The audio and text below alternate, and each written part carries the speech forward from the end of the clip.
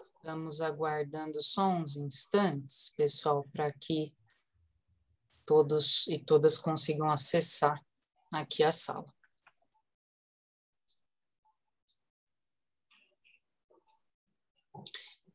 Boa noite a todas e todos. É um prazer recebê-los. Mais um dia da nossa Semana Jurídica, um evento que realmente é preparado aí com muito carinho, com muita dedicação, para falar de temas que são muito atuais, temas que são discutidos, como tradicionalmente a nossa diretoria sempre se preocupou, né? Então, eu queria, primeiramente, agradecer aí aos meus companheiros de diretoria, ao Daniel Blixten, o presidente, ao nosso secretário-geral, Dr. Paulo Braga, e na pessoa deles, a todos, né, os demais membros, o Ivan Castrezzi, o nosso tesoureiro, o Cláudio Vieira, nosso secretário adjunto, agradecer por essa parceria, né, por essa cumplicidade na organização de todos os eventos, nas preocupações com a condução dos nossos trabalhos. Eu falo de uma forma muito carinhosa, né, os meninos da diretoria, mas que, na verdade, são verdadeiros gigantes, né, e sempre aí são sinônimos, têm sido por todos esses anos, sinônimos de respeito, né, de dedicação, de parceria, para tudo que a gente pensa em fazer. Agradecer também às nossas conselheiras que estão aqui, as nossas conselheiras seccionais, a doutora Silvia Melges, a doutora Estela Serafini, agradecer em nome de vocês ao presidente Caio Augusto Silva dos Santos, pelo trabalho que vocês desenvolvem enquanto conselheiros e diretoria da seccional, e em especial por nós termos esses espaços virtuais para continuarmos realizando os eventos, continuarmos debatendo. Não é o formato que nós mais gostamos, porque somos advogados e gostamos muitas vezes da presença, do contato, mas é a forma, né, atual que nós temos para poder realizar os eventos. Então, agradecer aqui a todos os funcionários da OAB São Paulo. Hoje é o Paulo que abriu a sala virtual aqui para a gente, para a realização de todos os nossos eventos. Muito obrigada, sempre muito gentis, muito solícitos, para que nós consigamos realizar os nossos eventos. Agradecer também a todos os nossos colaboradores e colaboradoras. Nesses eventos virtuais, nós contamos com as nossas meninas, né, com a Carolina, a Andressa, a Beatriz e a Miriam. E eu costumo dizer que realmente, sem o suporte que elas nos dão aqui em Campinas, né, realmente nós também não conseguiríamos pensar na realização de todos os eventos, na organização de todos os eventos, até porque, como dizem, né, nos atuais memes, nós estamos mais para cringes do que para uma geração Y ou o que quer que seja, não é? Então, muito obrigada, meninas, por todo esse suporte, por todo esse apoio. Agradecer a todos e a todas que estão nos acompanhando. É uma satisfação muito grande saber que a presença de vocês aqui na nossa Semana Jurídica é sempre muito esperada, né? Assim, vocês sempre tecem aí os comentários e os elogios, e são eles que nos dão aí a expectativa e a nossa gana, né, a nossa vontade para a realização de todos esses eventos. Agradecer também a nossa palestrante da noite, Alessandra Benedito, que é aí uma grande parceira quando nós vamos falar de temas tão atuais e tão pertinentes aí, como é o de hoje, por exemplo. Então, agradecer imensamente, doutora Alessandra, a sua presença e a oportunidade de ouvi-la. Eu vou passar a palavra para a doutora Silvia Melges, que é a nossa conselheira seccional, para que ela fale, então, em nome, né, do nosso Conselho Estadual. Boa noite a todas e todos os presentes que nos ouvem pela plataforma virtual. Um grande abraço a toda a diretoria da UAB Campinas, o que eu faço na pessoa da doutora Luciana Freitas e o doutor Paulo Braga, que fazem parte desta mesa virtual. Em nome do presidente Caio, nosso ilustre presidente, comandante da maior seccional do Brasil, com 254 subseções do estado de São Paulo todo, eu cumprimento a todos e cumprimento a todas, cumprimento a minha colega de conselho, a Estela Serafini, e cumprimento a Alessandra Benedito, a nossa palestrante, com muita honra, nós estamos aqui para ouvi-la, tem muito a nos falar e nos ensinar. Um grande abraço aos funcionários que nos ajudam tanto neste momento que precisamos tanto da tecnologia, né? E eu entendo que, concordo com a doutora Luciana, que faz muita falta o contato humano, né? Mas, em compensação, esse método virtual acabou nos aproximando de norte a sul. É uma maneira de nós podermos estar em contato com todo mundo e sem deslocamento, com aquelas dificuldades de transporte, enfim. Então, sempre tem um lado positivo dentro do negativo, né, que é a falta da presença, do calor humano, mas tem essa vantagem. E eu, então, deixo aqui o meu abraço e desejo uma continuação de semana jurídica muito proveitosa. Nós somos todos aprendizes. Um grande abraço a todas e todos.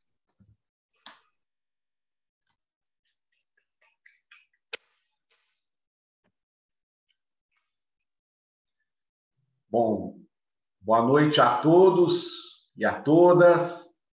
Eu gostaria rapidamente de cumprimentar esta seleta mesa virtual e faço na pessoa das queridas amigas e conselheiras Silvia Helena Melges e Estela Serafim, que aqui representam, doutora Alessandra, também o nosso presidente Caio Augusto Silva dos Santos, a quem, Silvia, peço que leve um carinhoso abraço, que é também um abraço de reconhecimento por este combatente incansável que é na defesa da advocacia e dos advogados e advogadas. Eu queria também aproveitar o ensejo para cumprimentar, Alessandra, essa diretoria da qual eu tenho a honra e o orgulho em participar. E hoje eu queria pedir licença ao meu amigo, nosso presidente Daniel, mas hoje queria cumprimentar essa diretoria, os queridos Ivan, Cláudio, na pessoa da querida amiga de magistério, amiga de advocacia, amiga de todas as horas, e também nossa conselheira, inclusive nossa conselheira particular. Na verdade, eu queria fazer isso na pessoa da minha amiga Luciana, a Lu, como carinhosamente é por nós chamar. E eu não quero me estender, porque nós todos estamos aqui para ouvi-la, doutora Alessandra, mas eu gostaria de brevemente dar um testemunho acerca da lisura, da competência, da rigidez com que a Luciana conduz as coisas da subseção os interesses da subseção, os interesses da advocacia e, mais do que isso, a defesa incansável, Silvia, dos advogados e advogadas, principalmente em tempos em que, vez ou outra, a advocacia sofre algum ataque. E, Alessandra, eu quero lhe dizer que a Luciana não mede esforços para responder um WhatsApp, uma ligação, enfim. Ela é aquela pessoa que está pronta todas as horas, todos os dias, acho que ela nem dorme, para atender o interesse dos seus pares. Lu, isso é para poucos.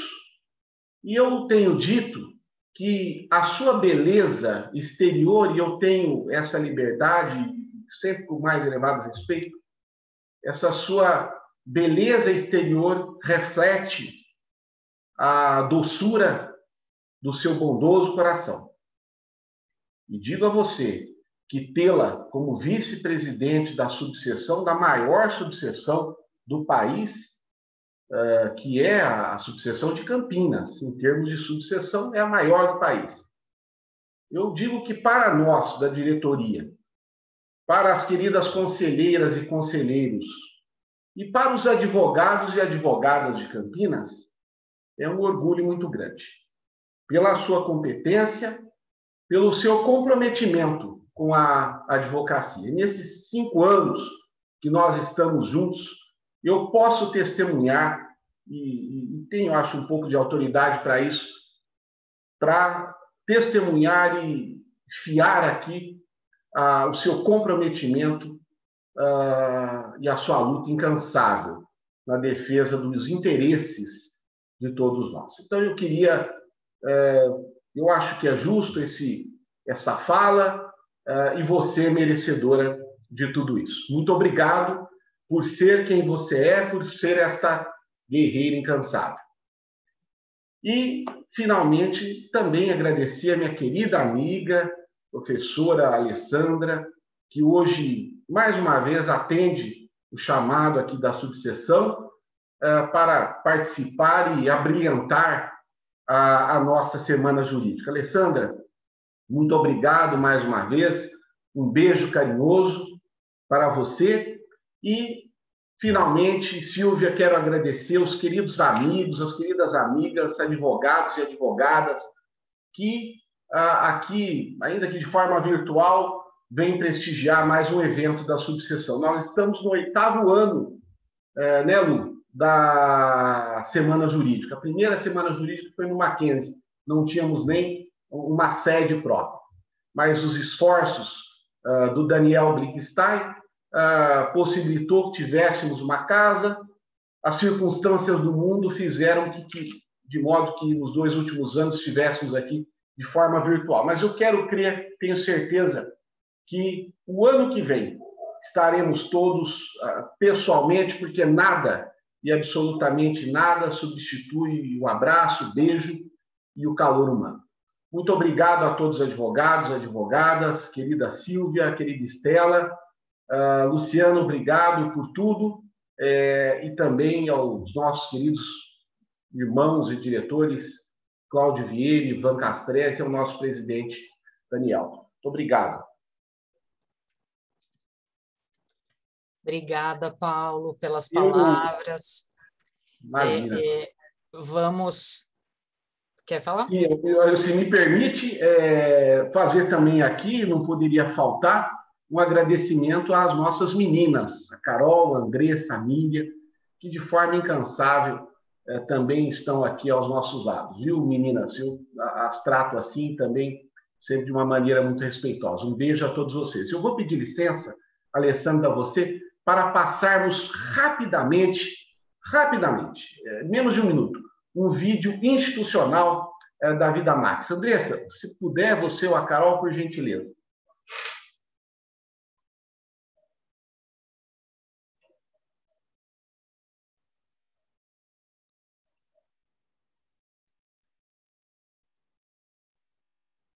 A OAB Campinas, em parceria com a Vida Max, Administra plano de saúde da Unimed para os advogados e advogadas de Campinas e região, em condições e preços bastante vantajosas.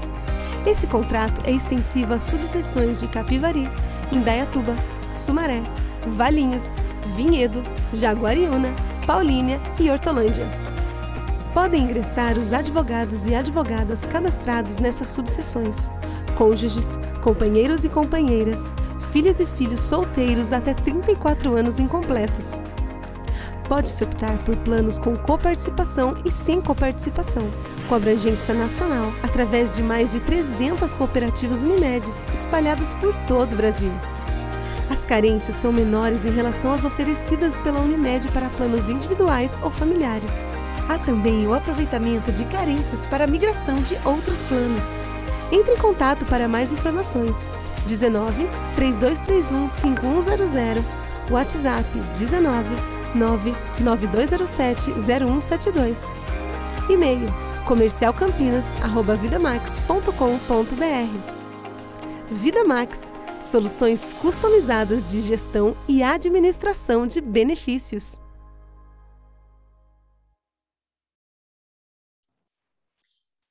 Bom, vamos lá.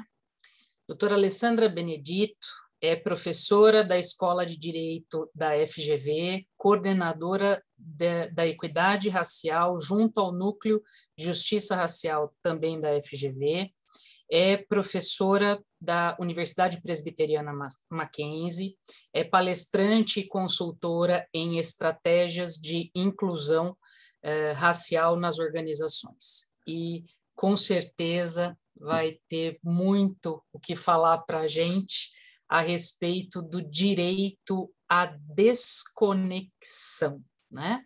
Meio ambiente de trabalho e saúde mental. Direito à desconexão. Então, Alessandra, é um prazer te receber e estamos aqui ávidos para saber se a gente tem direito de se desconectar ou não. Fique à vontade. Olá. Boa noite a todos e a todas.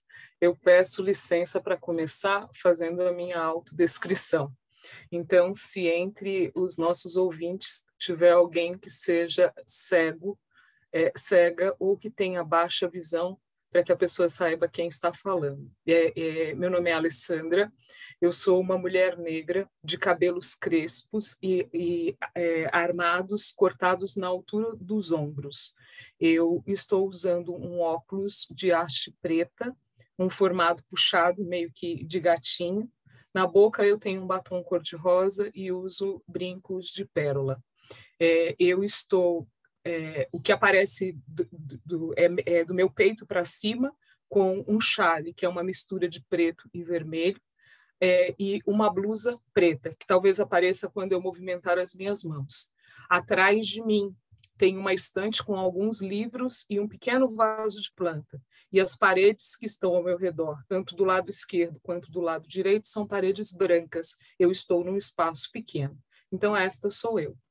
No mais, depois de ter feito a minha autodescrição, eu gostaria de parabenizar a OAB Campinas pela realização de mais essa Semana Jurídica e dessa possibilidade de ampliação e democratização do conhecimento a partir da conexão de temas tão importantes, né, para a gente repensar o direito e repensar o direito a partir dessa perspectiva de conexão com outras áreas do conhecimento que não pura exclusivamente o direito. Agradeço ao professor Daniel e à professora Luciana pelo gentil convite, pela confiança de sempre. Agradeço ao Dr. Paulo e à doutora Silvia pelas gentis palavras ao me acolher aqui na chegada. Fico muito feliz de rever a Estela, minha chefe predileta. Muito, muito feliz mesmo. E cumprimento a todos os demais membros da mesa na figura da professora Estela. É muito bom poder estar com vocês de novo, não é? E aí, assim, eu acho que vamos conversar um pouco sobre o que eu pensei para a noite de hoje, enquanto estratégia metodológica para a gente pensar meio ambiente do trabalho, saúde mental e direito à desconexão. Quando a gente olha para esse tema, a primeira coisa que a gente descobre é que, primeiro, a gente não está falando só de direito, começa assim, e que a gente vai pegar, na verdade, conhecimento produzido por outras áreas de conhecimento, que é para a gente poder entender que tempo é esse que a gente está vivendo, né? Primeiro, enquanto eu estava ali me arrumando para poder vir para cá, eu pensei, se a gente tivesse uma canção para poder falar desse momento, talvez a gente falaria da oração ao tempo, né? Porque a gente nunca teve tanta dificuldade com esse tempo, que ao mesmo tempo se acelera e que ao mesmo tempo se arrasta, que tudo depende de que sentimento tem tomado o nosso peito. Não é? Às vezes a gente tem a sensação de que o dia escorreu por entre os nossos dedos, e às vezes a gente tem a sensação de que mesmo que ele tivesse o dobro de horas, a gente não iria dar conta de tanta coisa que a gente tem para fazer em um tempo tão estranho, de dor, de descoberta, de mudança e de transformação. A gente está falando de um tempo pandêmico. E para quem gosta de curiar as pandemias que o mundo já viveu, a gente nunca viveu nada igual, até porque a gente nunca se movimentou tanto quanto a gente se movimenta exatamente nesse momento. E quando a gente fala desse movimento, esse movimento não é só um movimento corporal. A gente está falando de um movimento que é um movimento do corpo, a gente está falando de um movimento que é um movimento dos novos processos de comunicação e de conexão, e a gente está falando também de um movimento que é o movimento que o trabalho e que a atividade produtiva teve que fazer e que está fazendo de uma forma muito acelerada para poder dar conta desse novo tempo. E para poder dar conta de tudo que o trabalho representa na vida das pessoas. E quando a gente fala de saúde, especialmente de saúde mental, e é óbvio, não desprezando de jeito nenhum a saúde física, esse é um dos elementos que mais tem sido afetado, e alguns com valoração e outros, às vezes, sendo tornados invisíveis ou não se dando o verdadeiro valor a esse processo que gera angústia, que gera sofrimento. A gente tem visto as consequências desse período de pandemia afetando a vida de muitas pessoas, algumas em silêncio e outras gritando, umas gritando para dentro do peito e outras berrando para o mundo, algumas sendo ouvidas e outras sendo esquecidas. Mas a gente está falando de vidas humanas, a gente está falando de trabalho e a gente está falando do significado que o trabalho tem na vida das pessoas. E foi dentro dessa perspectiva que eu tentei desenvolver essa fala de hoje e espero conseguir cumprir com bom êxito a tarefa que me foi dada com tanta confiança. Então, vamos lá, vamos conversar sobre isso.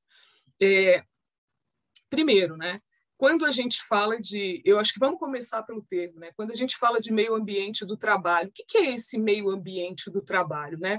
Ele é o local onde as pessoas desempenham suas atividades laborais, sejam remuneradas ou não, cujo equilíbrio está baseado na salubridade do meio e na ausência de agentes que comprometam a saúde física e psíquica dos trabalhadores. Olha só, quando esse conceito foi escrito, com certeza nós não estávamos no período pandêmico. Mas que bom que o doutrinador, ao escrever, ele lembrou de ampliar esse conceito de tal forma que, mesmo que nós não estivéssemos dentro dos nossos escritórios, dentro das empresas nas quais a gente trabalha, que nós percebêssemos que meio ambiente do trabalho é o lugar onde a pessoa desempenha as suas atividades. Então, o gari que varre a rua, o meio ambiente do trabalho dele é a rua que ele está varrendo. O advogado que está no seu ofício, em seu escritório, o meio ambiente do trabalho dele, quando ele está no escritório, é o escritório. Mas nesse tempo em que a gente advoga dentro de casa, é o espaço em que você está dentro de casa. Então, pensar em meio ambiente do trabalho é pensar no local onde as pessoas desempenham as suas atividades laborais, e olha só, sejam elas remuneradas ou não remuneradas. E quando a gente fala de atividades remuneradas ou não remuneradas, a gente também está pensando de uma forma muito específica e muito importante no trabalho de cuidados, que em grande regra é um trabalho não remunerado ou precariamente remunerado no Brasil. Né? A gente não tem uma valorização do trabalho de cuidados da forma que deveria ser dada. Mas, de qualquer forma, o conceito continua compondo aqueles que trabalham de forma remunerada, e quando eu falo de remuneração, eu estou falando daquele que trabalha com vínculo empregatício, e eu estou falando daquele que trabalha sem vínculo empregatício nas mais variadas modalidades de contratos de trabalho, quer tenham vínculo, quer não tenham vínculo. cujo equilíbrio está baseado na salubridade. Então, parte-se do pressuposto que esse meio ambiente do trabalho, que ele deve ser um meio ambiente do trabalho equilibrado e sustentável, né? E que tenha a ausência de agentes que comprometam a saúde física e psíquica dos trabalhadores. E aí a gente começou justamente olhando para isso, e vamos pensar sobre esse novo tempo, né? O que é esse novo tempo e o que representa esse direito à desconexão? Do que a gente está falando? A gente nunca esteve tão conectados e conectadas em nenhum outro momento da nossa história, tanto quanto nós estamos agora.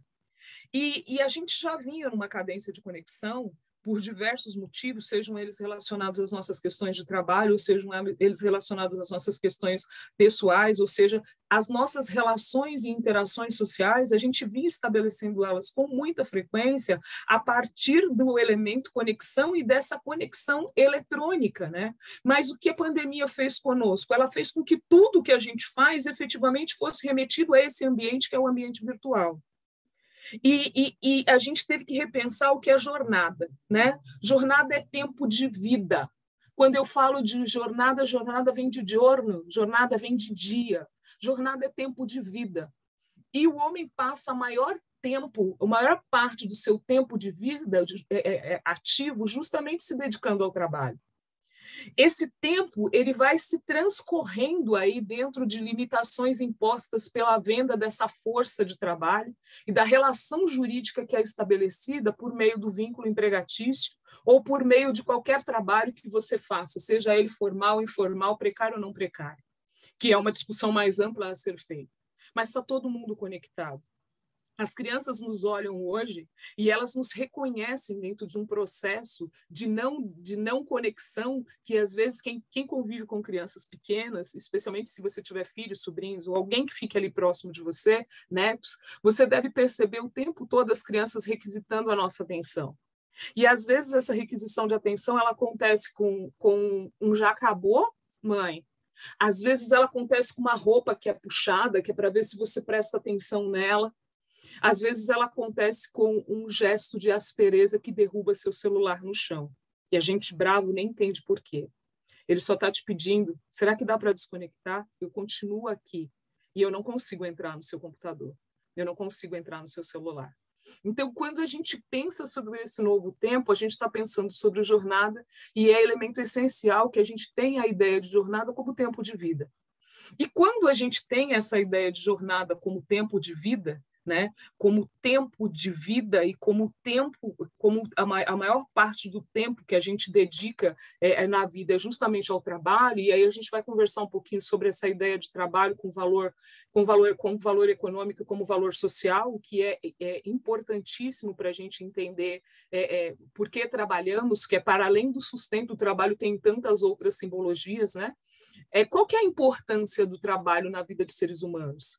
Para a maior parte das pessoas, o trabalho é um elemento, ou seja, uma fagulha de vida inafastável, né? E além dele ser uma fagulha de vida inafastável, ele é algo que dignifica a pessoa humana. A gente se reconhece a partir da perspectiva de que o trabalho nos torna dignos, nos torna capazes de ocupar espaço, de ser reconhecidos em razão desses espaços que a gente ocupa.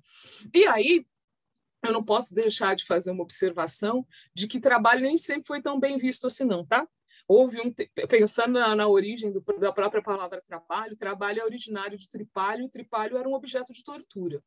Né? E agora, eu nem preciso mostrar para vocês a fotografia do tripalho, porque todo mundo está aí pelo computador. Se você jogar a palavra tripalho no Google e pedir para vir uma imagem, provavelmente você vai verificar que o tripalho ele sempre era um instrumento de tortura. E o que eu posso fazer para identificar o tripalho aqui para vocês é justamente dizer que era um pedaço de pau com formas retas, né? Que o prisioneiro ele sentava com a perna aberta em cima desse pedaço de madeira, com formas nem um pouco agradáveis, e ele tinha pedras amarradas aos seus pés, uma pedra amarrada em cada pé, e os braços amarrados na parte de cima de um outro pedaço de madeira. O que isso significava? Que o peso dessas pedras sobre as pernas ia forçando a genitália sobre a madeira e que o processo de dor era um processo de dor gigantesco. Então o trabalho não nasce de uma perspectiva que fosse uma perspectiva positiva, mas a gente tem toda uma construção social e econômica em torno do trabalho, que a história vai nos trazer e vai nos remeter a ela, que vai fazer com que a gente consiga entender o trabalho como um valor humano, e o trabalho como um elemento que, na verdade, dignifica o homem, que dignifica a mulher, que dignifica a vida em sociedade, que nos dá possibilidades, inclusive possibilidades de ascensão e de transição de um espaço de vida para o outro, né? É a possibilidade de, com o trabalho e com o suor do nosso rosto e com a força dos nossos braços, a gente poder gerar aí uma transformação da sociedade e uma transformação das nossas vidas e da vida do grupo familiar do qual a gente faz parte. Então, o trabalho, se você tiver que dividir ele em dois elementos essenciais, divida assim: ele tem função de subsistência, ou seja, ele é a principal função é justamente proporcionar os meios necessários para que a gente consiga sobreviver. E o trabalho, ele tem um elemento que é o elemento de constituição social, né? Nós somos preparados para o trabalho desde o nascimento. Você quer ver um exemplo de como a gente é preparado para o trabalho desde o nascimento? Quando o bebê nasce e os pais vão procurar, os pais ou os cuidadores, ou seja lá quem quer que esteja responsável pela subsistência e sobrevivência desse bebê, assim que você tem que procurar um lugar para deixá-lo ou para deixá-la, você vai verificar a melhor creche da cidade, e seja ela a creche em que você pagará uma fortuna por ela, ou seja, um lugar onde você receberá o serviço gratuito do próprio Estado. Quando a gente podia ver os pais nas filas das escolas públicas para conseguir vaga para os seus filhos na educação, especialmente no colégio, a gente via as pessoas dormindo na porta da escola, sentadas em cadeira, um guardando lugar para o outro, e aquilo tudo é muito simbólico. Porque, apesar das pessoas não saberem, elas estão em busca de boa educação, mas elas também estão em busca do que a educação vai provocar para esses filhos e filhas, para que esses filhos e filhas tenham condição de adquirir status social e para que esses filhos e filhas tenham condição de subsistir, ainda que esse núcleo familiar já não exista mais e não consiga e nem deva garantir a existência desses filhos a partir de uma determinada idade. Mas, então, o nosso compromisso e o nosso interesse e a importância do trabalho, ela nasce muito cedo. E se você está pensando aí, bom, mas o que isso tem a ver com a desconexão, Alessandra? Quando eu falo da importância do trabalho, dos elementos que constituem essa importância, eles vão impactar nessa nossa frequência em relação ao trabalho e nessa dificuldade que a gente está tendo em se desconectar, em conseguir dar pausas para que a gente consiga se reestabelecer, para que a gente consiga voltar ao plumo, né? Então, sobre o que estamos falando?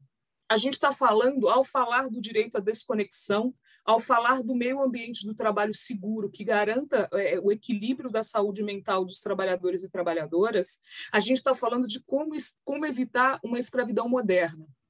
E uma escravidão moderna é uma escravidão disfarçada de liberdade. Você é tão livre que você pode acordar de madrugada para responder ao WhatsApp. Você é tão livre que você pode não conseguir descansar durante o final de semana, porque, afinal de contas, não há descontinuidade. E nesse tempo pandêmico, em que a gente já não sabe mais o que é segunda e o que é sexta, agora a gente está com menos dificuldade. Mas no início, não sei vocês, mas eu tinha uma dificuldade imensa em dimensionar em que tempo eu estava. E, aos poucos, eu não sei se vocês notaram, mas as demandas foram se acomodando. As demandas foram se acomodando em todos os cantinhos e espaços que a gente tem. E o que parecia algo muito bom, porque agora a gente consegue comer com a família, trabalhar com a família, estudar com a família, fazer tudo com a família. Isso é ótimo se fosse só estar com a família, mas isso demanda, na verdade, da gente um tempo, uma energia e um desgaste físico e psíquico, e que a legislação trabalhista definitivamente não me deu conta disso. E a gente vai conversar sobre a questão da jornada. Então, sobre o que nós estamos falando? O trabalho é importante? Sim, a gente viu que o trabalho tem dois pilares importantíssimos. Sobre o que estamos falando? Ao falar do direito à desconexão, a gente está falando de como evitar a escravidão moderna. Essa que, envolta por uma cortina de fumaça de liberdade, de poder fazer o que quiser, quando quiser, na verdade não está nos proporcionando fazer o que quisermos, quando quisermos. De alguma forma está nos sentenciando a permanecer o tempo todo conectados. Só que nossa funcionalidade corpórea ela não está preparada para isso. Nosso corpo não está estruturado para isso, não é?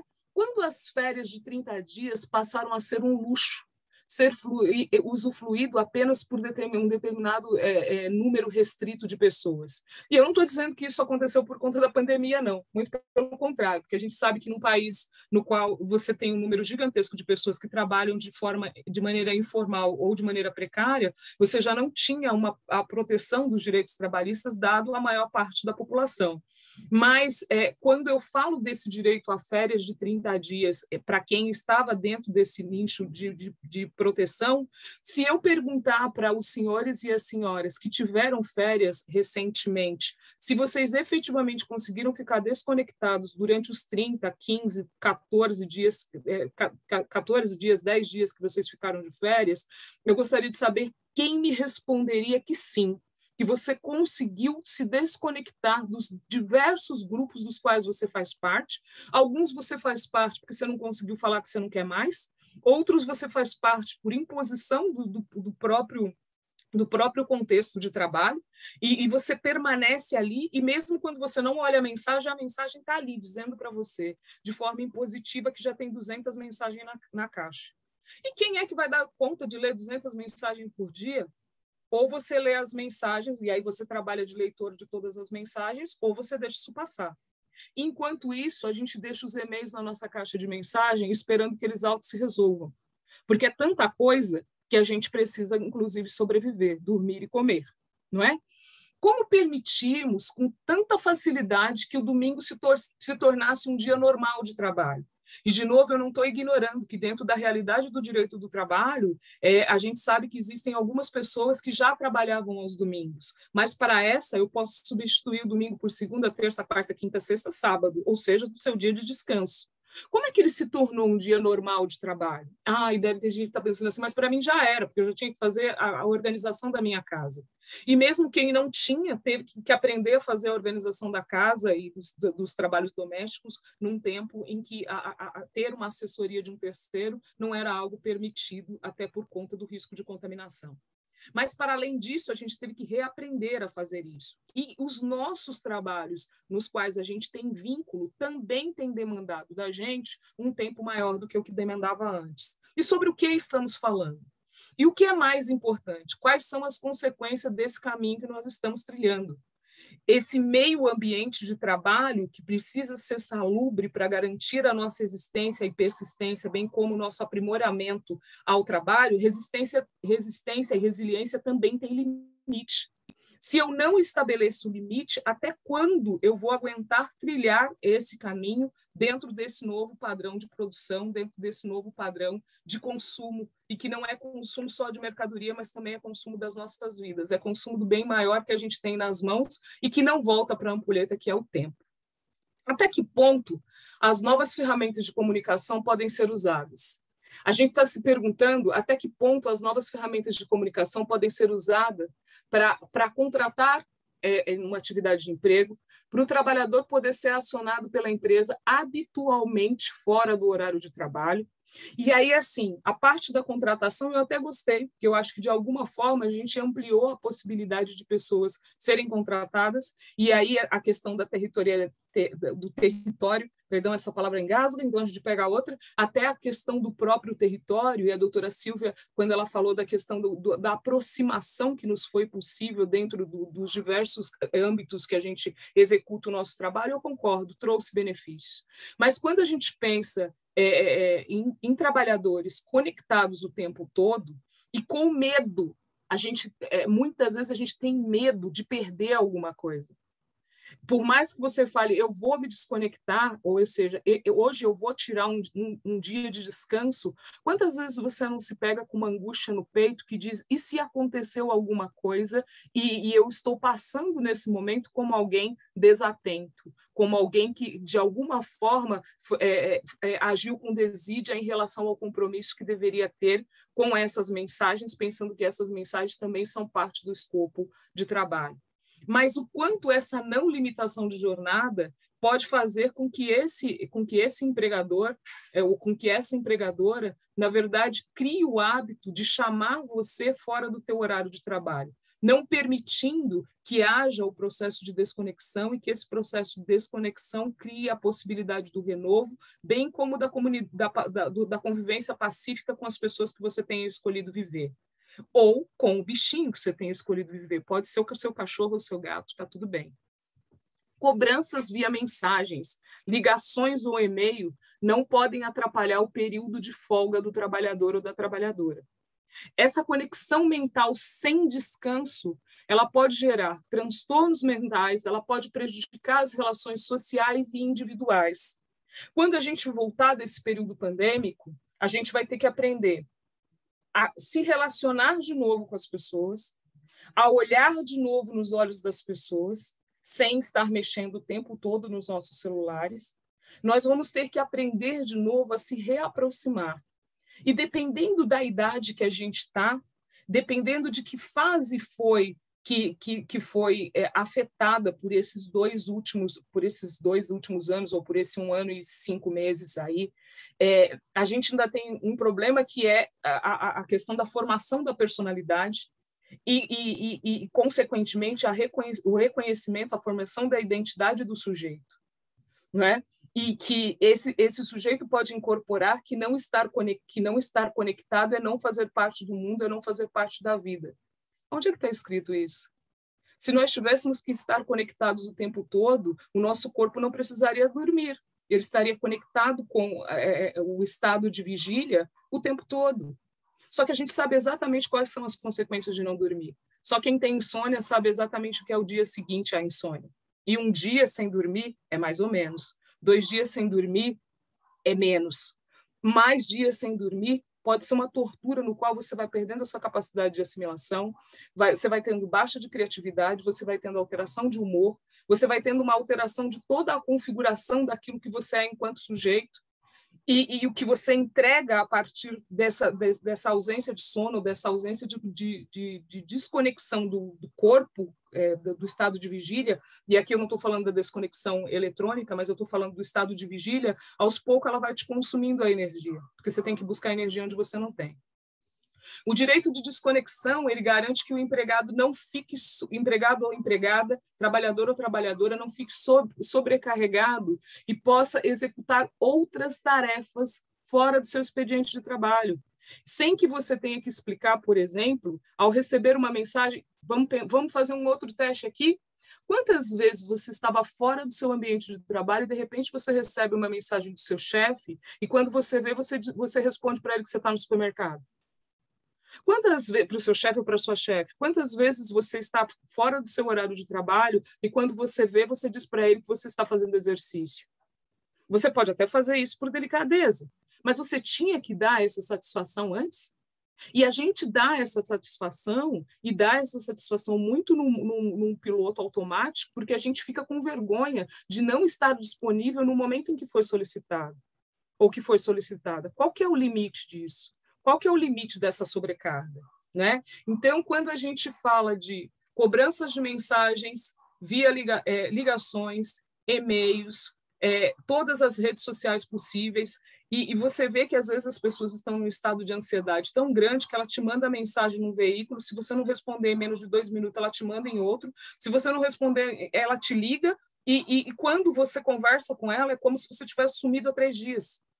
Quando, na verdade, às vezes você só estava num ciclo, quem é professor sabe muito bem disso. Você tem um tempo que é o tempo de aula, que às vezes você fica uma manhã inteira sem poder responder uma mensagem.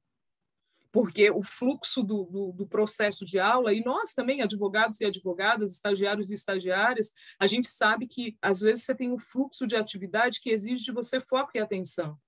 E não é possível ter foco e atenção se você o tempo todo estiver respondendo às milhares de conexões e estímulos que vêm do externo.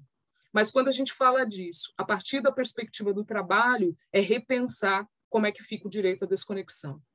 Então, pensando nas características desse novo tempo, a gente tem um modelo capitalista de produção que ele tem uma capacidade única de se reinventar e de superar crises, não é?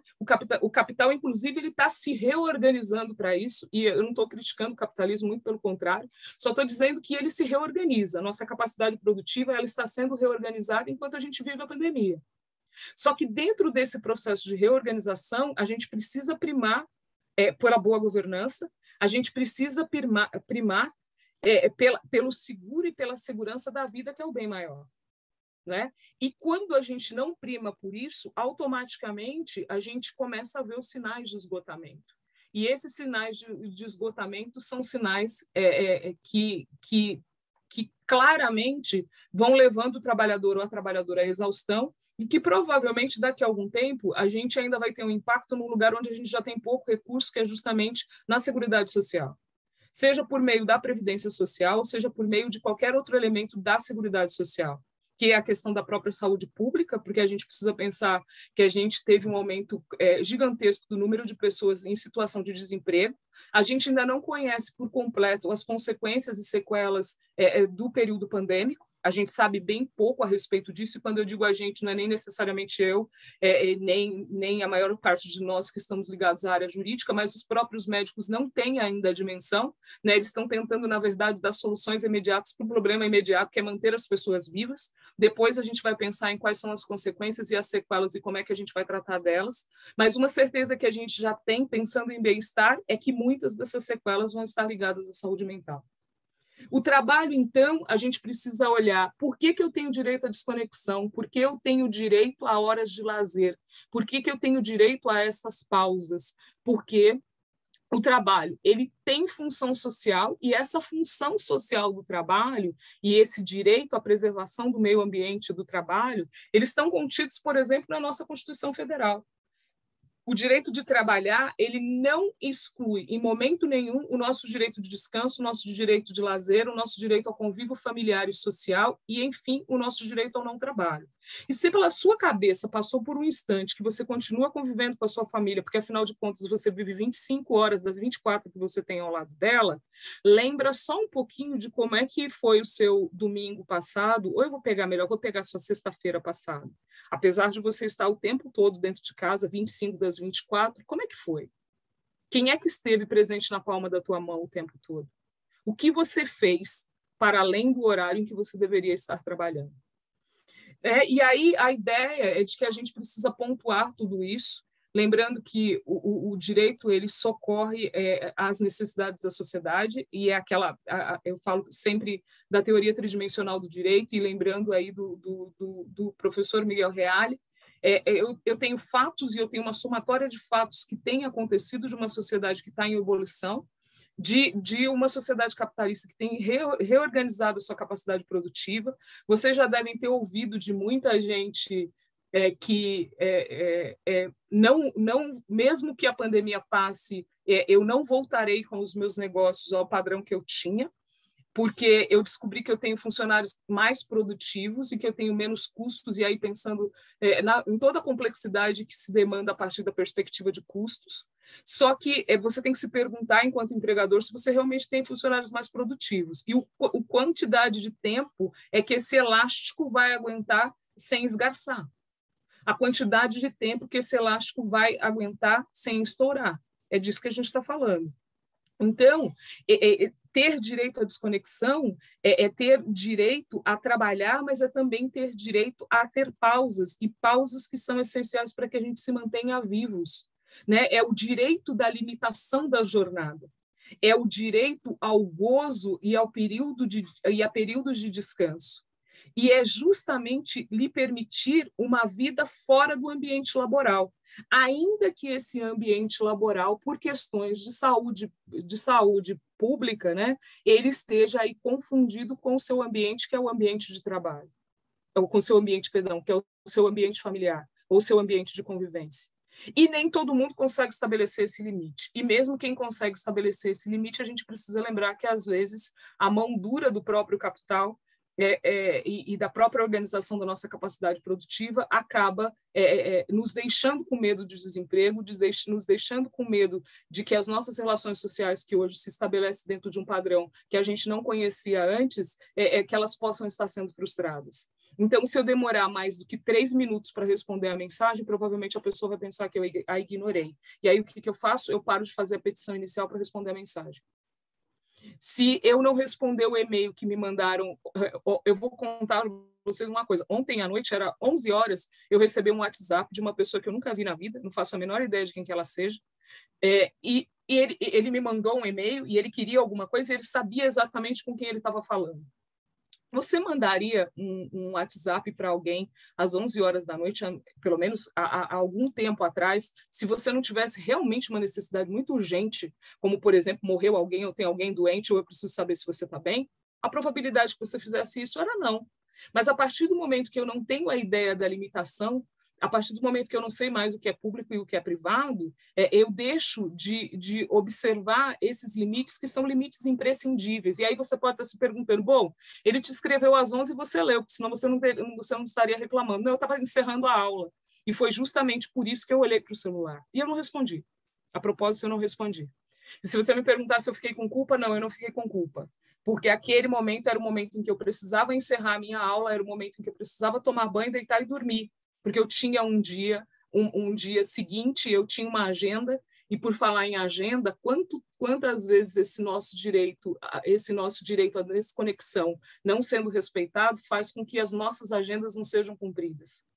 E a agenda, quando não é cumprida e a gente não consegue contabilizar todas essas coisas que vão entrando aos poucos no nosso dia a dia, todas essas interferências que vão acontecendo dessa não desconexão ou das não pausas para planejar, das não pausas para repensar o nosso cotidiano, elas também vão nos fazendo sofrer.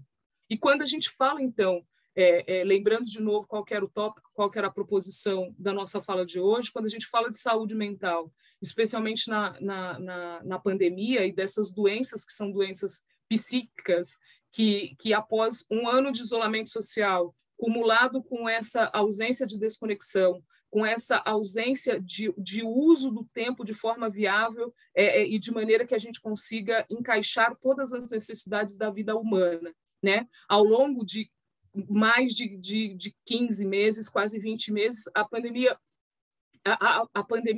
ela foi tomando espaços, e enquanto isso a nossa capacidade produtiva foi se reequacionando, e que bom que ela se reequacionou, mas agora é hora de pensar quais são os limites desse processo. Quais são os limites que devem ser impostos para a nossa jornada de trabalho? Quais são os limites que devem ser impostos para as nossas conexões? Qual que é a regra de etiqueta, se isso tiver valor para você, em relação à disponibilidade que você deve ter para com o outro?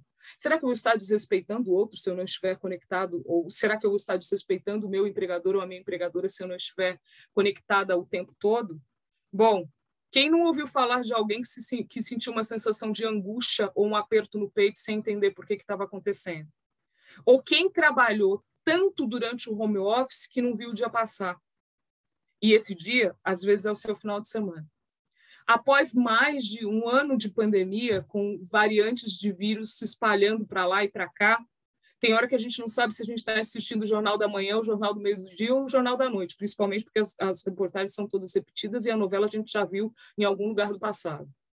Mas, para além disso, a gente está falando de saúde, a gente está falando de limites importantes e que a sociedade médica e a sociedade de psicologia e a Organização de Saúde, bem como a própria Organização Internacional do Trabalho, a Organização Mundial de Saúde, a Fiocruz tem um trabalho bem bacana, divulgando constantemente informações a respeito das diretrizes e condutas na atenção psicossocial e à saúde mental, e de como tratar isso. E ela faz isso a partir da perspectiva do empregado, e ela faz isso a partir da perspectiva do empregador. Porque, às vezes, o empregador também não está em condições de perceber que esticar o elástico demais significa que, em algum momento, ele vai esgarçar. E se a pessoa for simplista o suficiente para imaginar que, se ele esgarçar, eu substituo por uma outra peça, Não se esqueça que as peças que estão no mercado, de alguma forma, todas estão sendo obrigadas a conviver com esse processo de desconexão. E que essa desconexão não é mal que atinja a um só, mas que é um mal de um tempo que a gente está vivendo e que pode estar atingindo muita gente. Não é uma sociedade que precisa repensar os fatos, valorizar esses fatos e pensar um pouco sobre a necessidade de regulamentação ou de uso das normas pré-existentes. Porque, de repente, tudo aquilo que a gente aprendeu na faculdade de Direito a respeito de controle de jornada tem sido questionado. E tem sido questionado de uma forma muito silenciosa e sorrateira, porque aos poucos isso está se transformando em hábitos, né? Em novembro de 2020, por exemplo, houve um apontamento pelo DataSUS de que a ansiedade foi o transtorno presente em 86,5% dos 17.491 indivíduos adultos ouvidos pelo Ministério da Saúde, seguido de estresse pós-traumático, 45,5%. E de depressão grave, 16%, no primeiro ano de pandemia. Daí para lá, meses se passaram. E a gente tem trabalhadores e trabalhadoras adoecendo com medo, adoecendo com receio. E aí, lembrando que a minha área não é a área da saúde, que eu estou falando a partir de um lugar de alguém que lida com o direito do trabalho, que ama o direito do trabalho e acredita que trabalhar é um bem precioso, regulamentar e organizar esse trabalho é garantia de que a gente vai continuar produtivo. Eu fui buscar lá nas fontes do que dizem as outras ciências quais são os principais sintomas e que são sintomas que a gente precisa prestar muita atenção, seja na condição de empregadores ou de empregados, né? O sono, que já não é como antes. A capacidade de concentração nos estudos e no trabalho também não é a mesma. O cansaço parece que bate com mais facilidade. Sabe, com atividade simples, aquela sensação de que a gente já levanta da cama cansado e que você não sabe ao certo se você passou por ela ou não, até porque você respondeu o WhatsApp durante a madrugada, ou se não respondeu, você ficou preocupado com ele ou com a sua caixa de e-mails. O sentimento de incerteza, de inquietação diante das situações rotineiras. Quando o medo de perder o emprego assola o nosso dia a dia, quando a gente vê inquietação e incertezas inclusive em relação à própria vida, numa condição dessa em que a gente já perdeu tantas pessoas, né, tantos amados e amadas, ai, que sentimento de incerteza e de inquietação. A sensação de que a cabeça não opera mais no mesmo ritmo que o corpo. São sinais de que algo não vai bem e que o processo de desconexão e de limitação da jornada precisa ser repensado tanto por empregadores quanto por empregados. E mais, dentro do processo de responsabilidade social daquele que emprega, essa ideia de pensar no processo de desconexão e num processo de planejamento no qual você respeite os limites que são eminentemente importantes para a vida e que você repense que esse meio ambiente do trabalho, hoje ele talvez não esteja sobre o júbilo do poder diretivo do empregador, mas isso não quer dizer que a invisibilidade do não controle presencial tenha que ser justamente o controle posto na sua mão, desrespeitando todos os limites que deveriam ser impostos. É importante ficar atento e analisar bem a intensidade e a duração dos episódios que eu tratei com vocês, e que tem gerado muita dificuldade para a vida rotineira das pessoas e muitas vezes em silêncio. E um silêncio que talvez quando a gente for cuidar vai ser tarde demais. Um meio ambiente de trabalho seguro e saudável, ele passa pelo direito à desconexão. E quando a gente fala de direito à desconexão, a gente está falando de direito a lazer, ou seja, de horas que eu possa fazer o que eu quiser com elas. A gente está falando de limitação de jornada e talvez de repensar algumas coisas em relação a essa jornada, de flexibilizar essa jornada, não sei. Mas nós, enquanto juristas, vamos ter que repensar isso. Nosso debate no início da pandemia era se havia ou não a necessidade de controle de jornada no teletrabalho. Só que agora a gente está fazendo horas extraordinárias e essas horas extraordinárias, em grande parte, elas não estão sendo remuneradas. Mas mais do que elas não estarem sendo remuneradas, elas estão cobrando da gente um preço muito alto, que é o tempo, ou seja, o tempo da vida. O respeito ao direito da desconexão é uma garantia tanto para quem trabalha quanto para quem emprega. A força de trabalho e até mesmo a sociedade, essa engrenagem ela precisa de tempo para que ela possa se lubrificar. Nossos olhos não aguentam ficar 24 horas diante da tela. E quando eles ficam com muito sacrifício. E, quiçá, se fossem só eles. Daí para lá estão as nossas costas, estão o nosso corpo, estão o nosso dia a dia. Uma sociedade de homens que trabalham, de homens e mulheres e jovens que trabalham em tempo integral e não conseguem ler, não conseguem brincar, não conseguem amar, não conseguem passear, não conseguem dar as pausas necessárias, que anda com o cachorro enquanto responde mensagem do WhatsApp, é uma sociedade que está adoecendo. É uma sociedade sem perspectivas verdadeiras de melhoria das condições de vida. Então, Alessandra, sobre o que você está falando? Você está dizendo para mim, então, que eu tenho que parar de trabalhar? Não, muito pelo contrário. Só estou dizendo para você que, dentro da perspectiva do direito da desconexão, a discussão que a gente trava é o direito ao trabalho digno, ele demanda pausas. É preciso reconhecer que uma sociedade que não tem pausas, de que trabalhadores e empregados e empregadas que não têm pausas, que não reconhece os institutos normativos que a gente tinha e a aplicabilidade deles num silêncio que vai invadindo e corroendo os nossos dias e, quiçá, as nossas noites, é uma sociedade que paga um preço muito alto a título de desgaste físico e de desgaste psíquico, não é? Ter um número cada vez mais expressivo de trabalhadores e trabalhadoras com jornadas extraordinárias não remuneradas e, além de não remuneradas, pagando um imposto muito alto, que é o imposto do próprio tempo e da própria vida, é uma situação para lá de precária, que vai nos custar, enquanto humanidade, que vai nos custar enquanto operadores do direito, seja no direito do trabalho, seja no direito previdenciário, mas que vai nos custar um preço muito mais alto, que é o preço da mutilação e do exaurimento das nossas próprias vidas, não é? A gente quer poder ficar offline. Eu agradeço pelo tempo e pela disponibilidade de vocês e eu devolvo a palavra.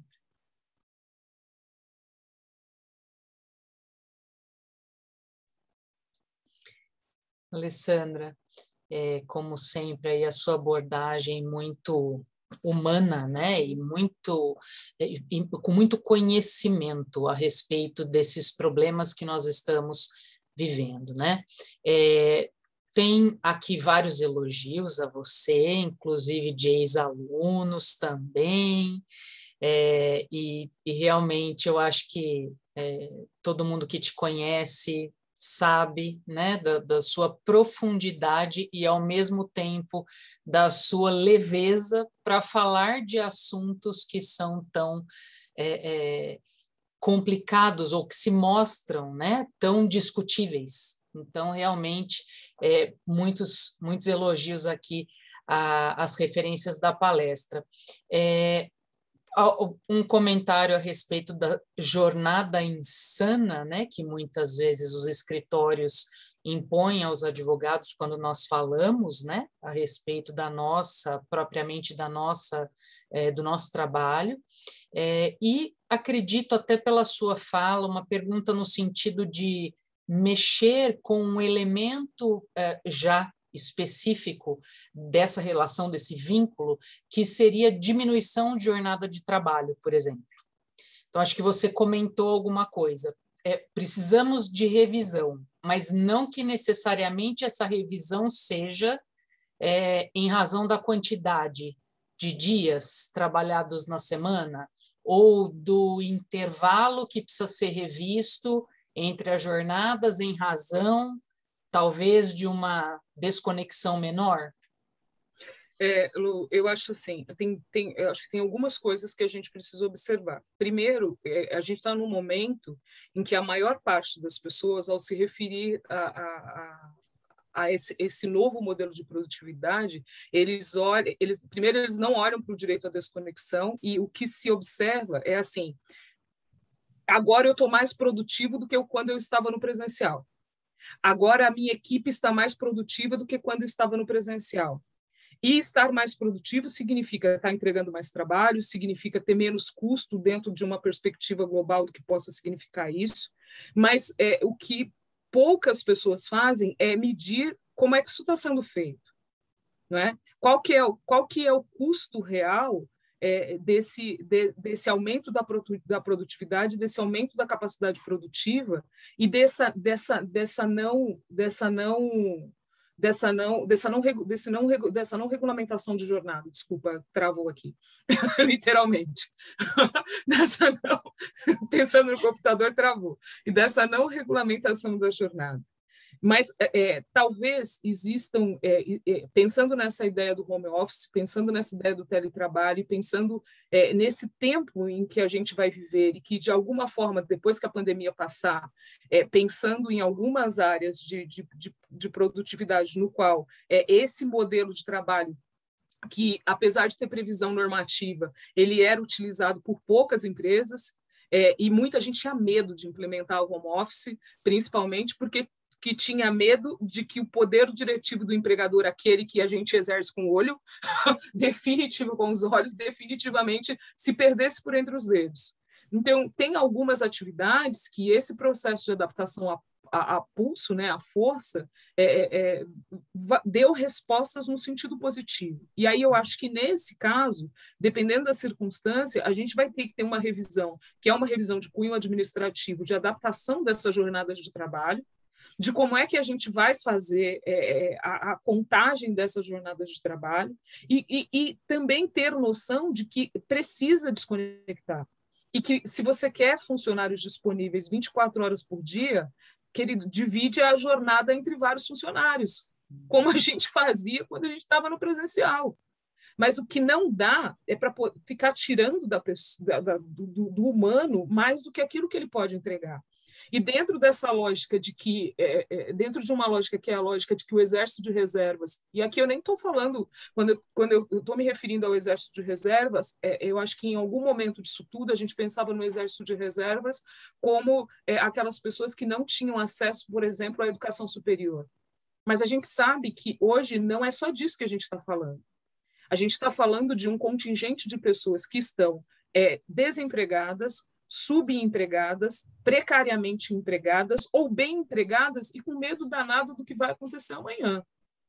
E todos nós, de alguma forma, sabemos onde é que fica o lugarzinho, onde é que a gente pega o crachazinho lá para ir para o Exército de Reservas. E dentro dessa perspectiva, que é uma análise que eu acho que tem um fundo que é um fundo social, mas também tem um fundo que é um fundo econômico, porque dentro do regime do próprio capital ele tem sido testado nos últimos anos, né? E eu acho que o último teste grande que o capital sofreu foi justamente a pandemia, porque, ai, que susto, né? Eu não pensei que o mundo ia ter que parar assim da noite para o dia, e como é que a gente vai viver sem voar?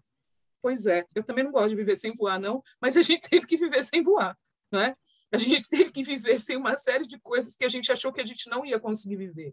E a gente teve que reequacionar isso. Então, eu acho que dentro desse processo, professora Luciana, a gente vai ter que rever, dentro da perspectiva, que é a perspectiva da gestão, da administração, o que eu quero com isso. E aí eu acho que o ISD, ou ESG, tem vindo com uma perspectiva de que a gente pense o que é um meio ambiente de trabalho sustentável e quanto esse meio ambiente de trabalho sustentável ele deve ser respeitado, e agora não necessariamente é pelo amor, também é pela dor, ou você faz o que você tem que fazer, ou você efetivamente não vai perder cliente, a cadeia de fornecedores está cobrando isso. Mas, por outro lado, além da questão da gestão, você tem a questão do próprio direito, que vai ter que dar respostas a esse novo processo de valorização dos fatos, sob pena de que a gente perca a função maior desse direito, que é um direito fundamental e que também é um direito social, que é o direito ao trabalho, que é o direito à vida digna, que é o direito à saúde, que é o direito a manter-se a partir de uma perspectiva que seja uma perspectiva no qual a gente viva e não sobreviva, porque a gente não aguenta sobreviver durante muito tempo. E já não basta os anos de vida que nos foram subtraídos pela pandemia, fisicamente e mentalmente, a gente corre o risco de perder mais tempo de vida a partir da rotina que a gente tem estabelecido. E aí, Lu, eu acho que tem uma coisa importante, porque quando eu falo isso, eu não estou negando o trabalho e nem a necessidade de que a gente trabalhe, não, muito pelo contrário. Mas o que a gente está dizendo é que a gente precisa repensar como é que a gente está fazendo isso, porque tem consequência. E o preço é alto, porque é a nossa vida, né? Dinheiro nenhum paga. Sim.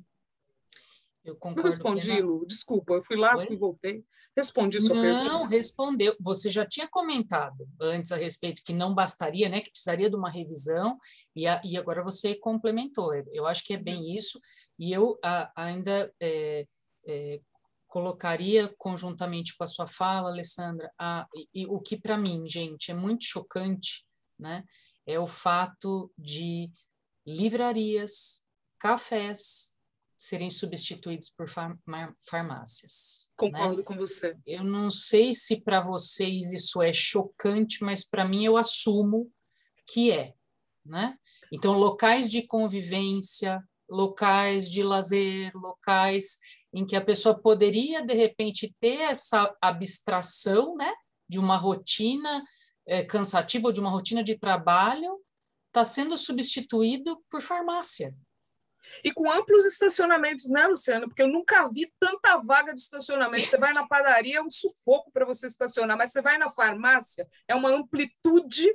Exatamente, gente. E aí, Ale, tem pessoas, já ouvi isso, né, de pessoas mais próximas, que é uma maravilha. Quanto mais a farmácia tiver lugar e for maior, ótimo, porque daí vai lá e já compra várias coisas que está precisando, né? Então, assim, vira um local de consumo também, pela necessidade, em razão das doenças, e que estão sendo aí agravadas por todas essas coisas que nós discutimos hoje, mas também porque você faz um shopping, né? Você faz um momento de shopping na farmácia, né? Então, olha que tristeza, gente, né? Eu acho que, não sei, pelo menos eu me sinto, né, dessa forma, quando eu vejo cada lugarzinho desse se transformando aí em um local que precisa ajudar a cuidar da saúde, né?